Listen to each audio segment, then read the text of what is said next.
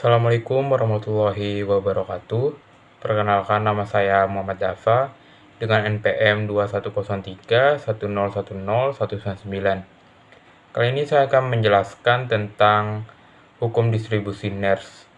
Adapun tujuan dari video ini adalah untuk memenuhi tugas dari tes awal dari modul 5, yakni tentang praktikum hukum distribusi NERS. Untuk itu, kita langsung saja.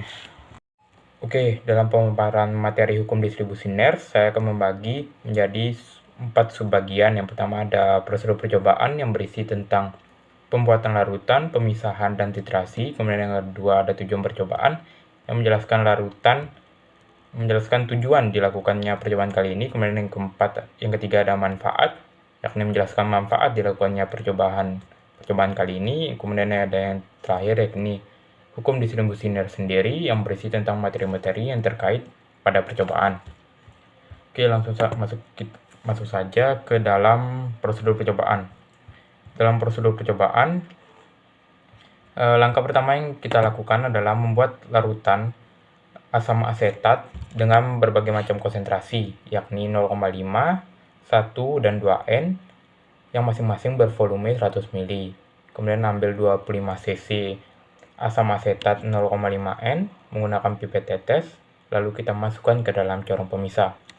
Kemudian kita masukkan 25 cc silin ke dalam corong pemisah, tutup corong pemisah, lalu kocok hingga tercapainya kesetimbangan. Kemudian selanjutnya yakni kita keluarkan lapisan bawah dan ditampung ke dalam beaker gelas. Hal yang diperhatikan di sini jangan sampai larutan bagian atas ikut keluar juga. Kemudian pipet 10 cc lapisan atas, lalu kita masukkan ke dalam Erlenmeyer. Kemudian kita lakukan proses titrasi dengan NaOH konsentrasi 0,5N dengan ditetesi terlebih dahulu dengan indikator PP. Kemudian untuk lapisan bagian bawah juga sama saja, kita akan lakukan titrasi dengan NaOH 0,5N dan indikator PP.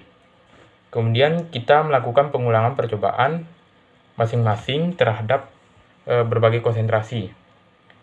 Kemudian langkah terakhir yakni hitung koefisien rata-rata asam asetat 0,5N dengan 1N dan 1N dengan 2N. Jadi dilakukan sebuah perbandingan. Kemudian ada tujuan percobaan. Di sini ada 3. Yang pertama untuk menentukan koefisien distribusi asam asetat di antara dua pelarut yang tidak saling larut. Yang kedua untuk mengetahui pengaruh nilai konsentrasi zat larut terhadap nilai koefisien distribusi. Yang ketiga untuk mengetahui konsentrasi larutan lapisan atas dan lapisan bawah. Kemudian selanjutnya ada manfaat percobaan. Dalam manfaat percobaan ini ada 3 juga. Ada agar praktikan dapat memahami konsep dari hukum distribusi NERS sendiri. Yang kedua ada agar praktikan dapat memahami faktor-faktor apa saja yang mempengaruhi hukum distribusi NERS. Dan yang ketiga, agar praktikan dapat mengaplikasikan prinsip hukum distribusi NERS dalam dunia industri kimia maupun bidang lainnya. Kemudian kita masuk ke dalam pemaparan materi hukum distribusi NERS. Nah, pertama kita harus ketahui dulu apa itu larutan. Definisi dari suatu larutan adalah suatu sistem homogen yang terdiri dari 2 atau lebih zat yang masing-masing komponennya tidak dapat dibedakan secara fisik. Larutan terbentuk dari 2 komponen, yaitu zat terlarut atau biasa disebut solut dan zat pelarut yakni solvent. Yang dapat dipertukarkan tergantung pada jumlahnya. Biasanya zat yang jumlahnya sedikit disebut zat terlarut dan zat yang jumlahnya banyak disebut pelarut. Komposisi dari zat terlarut dan pelarut dalam suatu larutan dinyatakan dengan konsentrasi larutan. Sedangkan proses pencampuran antara zat terlarut dengan pelarutnya disebut dengan proses solvasi. Oke, selanjutnya ada hukum distribusi NERS. Hukum distribusi NERS sendiri adalah hukum yang menyatakan bahwa zat terlarut terlepas dari jumlahnya, zat tersebut akan mendistribusikan dirinya di antara 2 pelarut yang tidak dapat bercampur sempurna. Sehingga untuk mencapai suatu kesetimbangan zat terlarut, yang satu dengan yang lainnya akan berhenti larut atau tidak bercampur pada suhu yang konstan. Menurut hukum distribusi Nernst ini, bila dalam dua pelarut yang tidak saling bercampur dimasukkan solut yang dapat larut dalam kedua pelarut tersebut, maka akan terjadi pembagian kelarutan. Kedua pelarut tersebut umumnya bersifat pelarut organik dan pelarut air. Oke, selanjutnya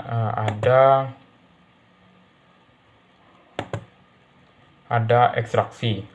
Ekstraksi ini juga berhubungan dengan hukum distribusi Nernst, terutama proses ini juga sangat berkaitan erat dengan hukum distribusi Nernst.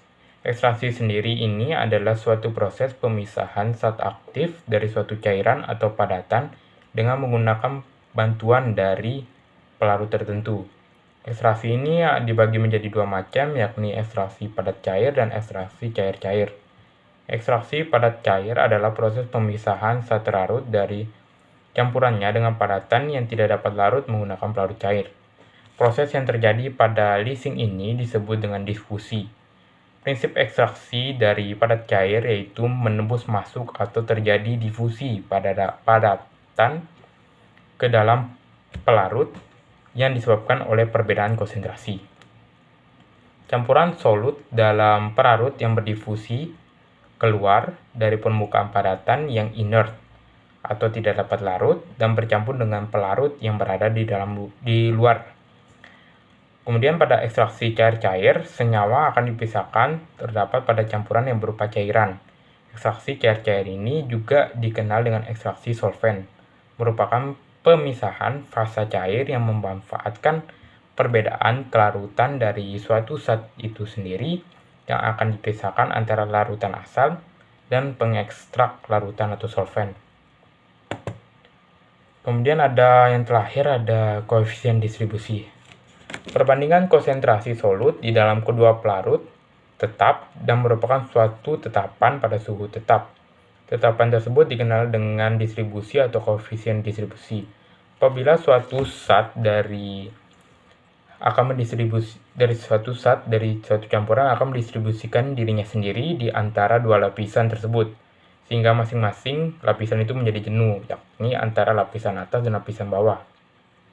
Zat tersebut akan terdistribusi di antara dua lapisan dengan rasio konsentrasi yang pasti, yakni bisa kita katakan C1 dan C2.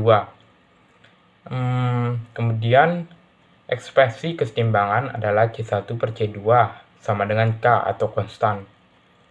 Di sini juga kita mendapati rumus dari koefisien distribusi itu sendiri, yakni C2 per C1 atau KD merupakan CA dan C1, di mana KD itu koefisien distribusi, CA dan C2 dan CD itu merupakan konsentrasi terlarut, dan C1 dan CA itu merupakan konsentrasi pelarut.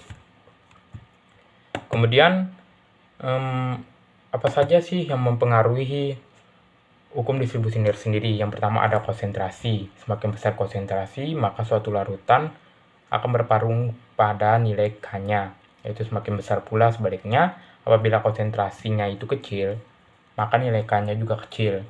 Kemudian yang kedua ada temperatur. Semakin tinggi temperatur, maka reaksi yang terjadi akan semakin cepat, sehingga volume titrasi itu akan kecil dan berpengaruh terhadap nilai K. Kemudian yang ketiga ada jenis pelarut. Apabila pelarut yang digunakan mudah menguap atau volatile, maka akan mempengaruhi konsentrasi dari zat tersebut dan mempengaruhi nilai K-nya saja. Kemudian yang terakhir ada jenis zat terlarut. Apabila zat yang dilarutkan adalah zat volatile atau higrokopis, maka akan mempengaruhi konsentrasi dari larutan tersebut, sehingga mempengaruhi dari nilai K. Oke, cukup sekian dari penjelasan saya tentang materi kali ini. Kurang lebih saya mohon maaf. Wabillahi taufiq wal hidayah. Wassalamualaikum warahmatullahi wabarakatuh.